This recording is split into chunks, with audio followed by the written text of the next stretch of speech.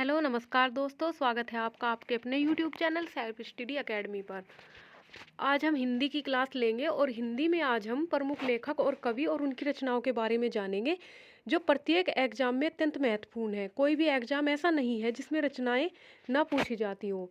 आपके 10 से 12 नंबर इन्हीं में ही कवर हो जाते हैं, तो हम अच्छे से इनको पढ़ेंगे। सबसे पहले देख लेते हैं रामधारी सिंह दिनकर। रामधारी सिंह दिनकर के बारे में जान लेते हैं। इन्हें हिंदी का राष्ट्रीय कवि कहा जाता है और द्वितीय राष्ट्रीय कवि की इन्हें उपाधि दी गई है। इनकी जो सर्वश्रेष्ठ रचनाओं में आती है उर्वशी, जो हर बार एग्जाम में पूछी जाती है, आप सभी को ये अच्छे से याद रखनी है। हुंकार, रेणुका और कुरुक्षेत्र इनकी प्रसिद्ध रचनाएं हैं। संस्कृति के 4 अध्याय, परशुराम की प्रतिज्ञा, रश्मिरथी, रेवती के फूल, ये इनकी रचनाएं हैं। इनको अच्छे से याद कर लेंगे क्योंकि एग्जाम में कई बार पूछी जाती हैं। नेक्स्ट आ जाता है सुमित्रा नंदन पंत। इन्हें प्रकृति का सुकुमार कवि कहा जाता है। अगर आपकी परीक्षा में आ जाता है कि प्रकृति का सुकुमार कवि किसे कहा जाता है, तो आप बताएंगे कि सुमित्रा नंदन पंत जी को प्रकृति का सुकुमार कवि कहा जाता है। इनकी रचनाओं में कला और बूढ़ा चांद अत्यंत फेमस है। चिदम्बरा हर बार एग्जाम में पूछी जाती है।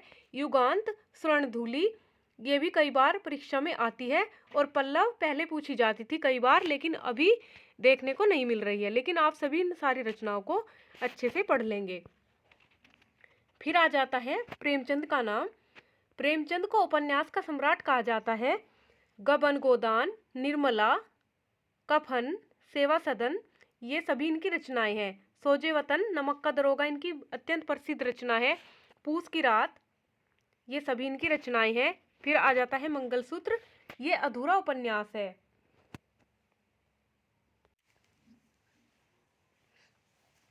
रंगभूमि, मानसरोवर, प्रतिज्ञा, ये सभी इनकी रचनाएं हैं। फिर नाम आ जाता है अयोध्या सिंह उपाध्याय हरिओद का। कई बार परीक्षा में आ जाता है कि अयोध्या सिंह उपाध्याय का पूरा नाम बताइए, तो अगर ये आ जाता है तो आप बताएंगे अयोध्या सिंह उपाध्याय हरिओद इनका पूरा नाम है। कवि सम्राट इन्हें कहा जाता है। अधकिला फूल, प्रिया प्रवास, रस कलश, वेदई वनवास, ये इनकी प्रसिद्ध रचनाएं हैं। फिर आ जाता है महादेवी वर्मा जी का नाम। इनको आधुनिक युग की मीरा कहा जाता है। नीरजा रश्मि, मेरा परिवार, यामा, ये इनकी प्रसिद्ध रचनाएं हैं, जो आजकल परीक्षाओं में देखने को मिल रहा है। मेरा परिवार रचना इनकी परीक्षाओं में देखने को काफ़ी मिल रही है। नीरजा रश्मि, मेरा परिवार, यामा, इनकी प्रसिद्ध रचना है। 1982 में साहित्य के लिए इन्हें पुरस्कार भी मिला था। सांध्या संगीत, दीप शिखा, अतीत के चलचित्र, निहार, ये भी महादेवी वर्मा जी की रचना है। फिर आ जाता है कालिदास जी का नाम। मालकियाग वित्रम, अभिज्ञान शाकुंतलम, मेघदूत, रघुवंशम, कुमार संभव, ये कालिदास जी की रचना है।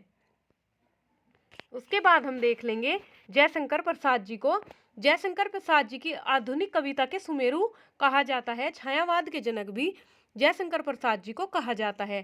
तितली कंकाल इनकी प्रसिद्ध रचनाएं हैं, जो कई बार सीटेट यूपीटेट जैसी परीक्षाओं में देखने को मिलती है। स्कंदगुप्त, चंद्रगुप्त, अज्ञात शत्रु, चित्राधार, जो भी प्रसिद्ध राजा हुए हैं, ज़्यादातर इनकी रचनाएं उन पर भी लिखी गई हैं। कामायनी महाकाव्य इनका अत्यंत प्रसिद्ध है, कई बार परीक्षाओं में आया है। अगर आ जाता है तो कामायनी क्या है, तो आप बताओगे कि कामायनी महाकाव्य है। आंसू, झरना, इनकी प्रसिद्ध रचनाएं हैं। उसके बाद आता है रामचंद्र शुक्ल जी का नाम। रसमीमांसा, जायसी, ग्रंथावली, त्रिवेणी, इनकी प्रसिद्ध रचनाएं हैं। फिर आ जाता है भारतेंदु हरिश्चंद्र जी का नाम। हिंदी नवजागरण अग्रदूत इनको कहा जाता है। अगर एग्जाम में आ जाता है हिंदी नवजागरण अग्रदूत किसे कहा जाता है, तो आप बताएंगे हिंदी नवजागरण अग्रदूत भारतेंदु हरिश्चंद्र जी को कहा जाता है। भारत दुर्दशा, अंधेर नगरी, प्रेम माधुरी, गीत गोविंदानंद, इनकी रचनाएं हैं। फिर आ जाते हैं धर्मवीर भारती जी। इनकी रचना सूरज का 7वां घोड़ा अत्यंत प्रसिद्ध रचनाओं में आती है।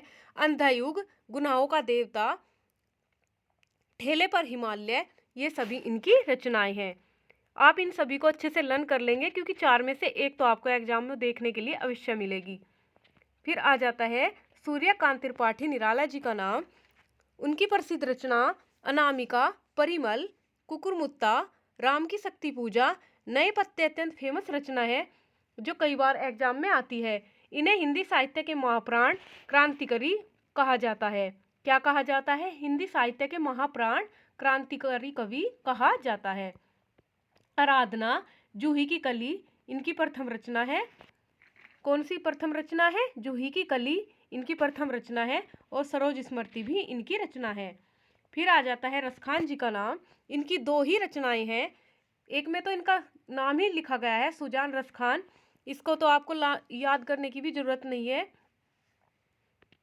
फिर आ जाता है इनकी जो दूसरी रचना है, प्रेम वाटिका। कौन कौन सी रचनाएं हैं? दो रचनाएं हैं, प्रेम वाटिका, सुजान और रसखान।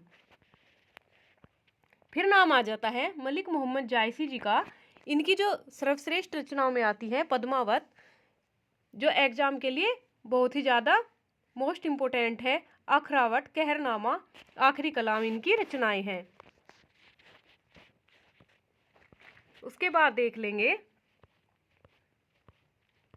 मलिक मोहम्मद जायसी जी के बाद सुभद्रा कुमारी चौहान जी की रचना झांसी की रानी, मुकुल, त्रिधारा, बिखरे मोती। आपने देखी भी होगी कई बार, आपके पाठ्यक्रम में भी 7th 8th क्लास में भी थी सुभद्रा कुमारी चौहान जी की रचना। खूब लड़ी मर्दानी वो तो झांसी वाली रानी थी, वो इन्हीं की लिखी हुई है। और मुकुल, त्रिधारा, बिखरे मोती ये सभी इन्हीं की रचना है। हरिवंश राय बच्चन जी हालावादी कवि के नाम से जाने जाते थे। मधुशाला, मधुकलश, निशा निमंत्रण, क्या भूलूं क्या याद करूं ये सब इन्हीं की रचनाएं हैं। फिर आ जाता है सूरदास जी का नाम। इन्हें वात्सल्य सम्राट कवि कहा जाता है। भाविदादिपति, अष्टछाप का जाज भी इनको कहा जाता है। सूर सागर, सूर पच्चीसी, सूर सूरावली, साहित्य लहरी ये सभी इनकी रचनाएं हैं। 2 से 3 रचनाएं एग्जाम में इनकी पूछी जाती हैं। फिर आ जाते हैं मैथिली शरण गुप्त जी। प्रथम राष्ट्र कवि इनको कहा जाता है। भारत भारती, साकेत, जयद्रथ, यशोधरा इनकी रचनाएं हैं। फिर आ जाता है तुलसीदास जी का नाम। विनय पत्रिका, दोहावली, हनुमान बाहु, पार्वती मंगल, जानकी मंगल, रामचरितमानस जो अवधी भाषा में लिखी गई है वो इन्हीं की रचनाएं हैं। इन्हें कवि शिरोमणि की उपाधि प्राप्त है। लोकनायक, हिंदी जातीय कवि, मानस का हंस इनको कहा जाता है। तो ये थी हमारी आज की क्लास। आपको कैसी लगी कमेंट बॉक्स में ज़रूर बताइए। वीडियो को ज़्यादा से ज़्यादा लाइक और शेयर कीजिए, चैनल को सब्सक्राइब कीजिए और अच्छे से आप इन्हीं सभी रचनाओं को याद कीजिए। इनसे बाहर आपका कुछ भी नहीं आएगा। इनसे ही आपके 8 से 10 नंबर कवर हो जाएंगे। आज के लिए बस इतना ही। धन्यवाद।